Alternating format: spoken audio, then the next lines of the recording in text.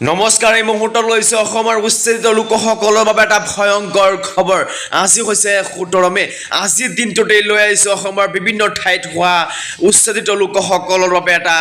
ভয়ংকৰ খবৰ যিসকল লোকে অসমত চৰকাৰী মাটিত বসবাস কৰি আছে তেওঁলোকৰ বাবে অসম চৰকাৰে কৰি দিয়া হৈছে এটা নতুন জাননী আৰু সেই জাননী মতে উচ্ছেদ কৰা হ'ব বেদখলকাৰীক নমস্কাৰ এই মুহূৰ্তত লৈছে অসমৰ বিভিন্ন ঠাইৰ পৰা আন এটা গুৰুত্বপূৰ্ণ খবৰ আজি হৈছে 17 মে আজিৰ দিনটোতে অসমৰ বিভিন্ন ঠাইত উচ্ছেদ অভিযান আৰম্ভ হৈ গৈছে ক'ত উচ্ছেদ অভিযান আৰম্ভ হৈছে আৰু কোন সকল লোকক কৰা হ'ব উচ্ছেদ সবিশেষ এই ভিডিঅ'টোৰ মাধ্যমত জনাই যাবলৈ চেষ্টা কৰিম গতিকে যদি আপোনালোকে আমাৰ এই চেনেলটো নতুনকৈ আছে তেতিয়াহ'লে চেনেলটো সাবস্ক্ৰাইব কৰি লগতে কাষত থকা বেলখন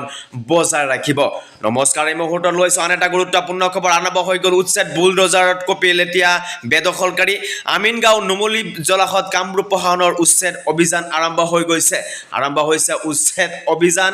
বুলডোজাৰ শব্দত কপিল বেদখলকাৰীৰ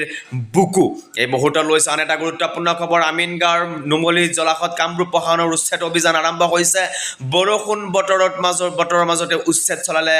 প্ৰশাসনে আৰম্ভ হৈছে উচ্ছেদ অভিযান উচ্ছেদৰ বাবে এতিয়া বেদখলকাৰী বুকু কপি আছে বুলডোজাৰৰ বুক শব্দত কপিল বেদখলকাৰীৰ বুকু আমিনগাঁও নুমলী জলাশয়ত কামৰূপ প্ৰশাসনৰ উচ্ছেদ অভিযান আৰম্ভ হৈ গৈছে 40 বছৰে দখল কৰি থকা অভিযোগ আছিলে আৰু সেই পৰিয়ালটো এতিয়া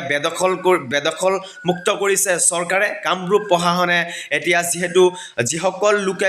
চৰকাৰী মাটি বসবাস কৰি আছিলে তেওঁলোকক এতিয়া বেদখল কৰিছে নুমলী গাঁৱত 40 বছৰ ধৰি যিসকল লোকে চৰকাৰী মাটিত বসবাস কৰিছে তেওঁলোকক বুলডোজাৰ চলাই তেওঁলোকক মানে উচ্ছেদ কৰি সাফাই অভিযান আৰম্ভ কৰিছে বুলি হিমন্ত বিশ্ব শৰ্মাই ঘোষণা কৰি দিছে